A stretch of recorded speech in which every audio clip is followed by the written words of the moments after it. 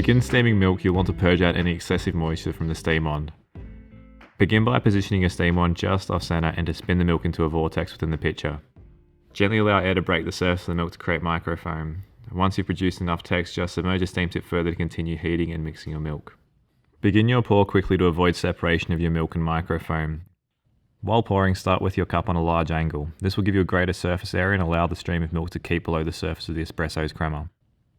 Start pouring with a slow and steady stream of milk into the deepest part of the cup.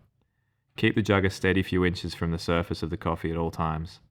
As the cup fills, you'll be able to increase the speed of your pour. The volume will absorb most of the impact. As the cup fills, start evening out the colour of your espresso, either side to side or in circles. When preparing for your latte art, turn your cup flat, and this will allow for a more centered rosetta with an even frame of colour around any latte art.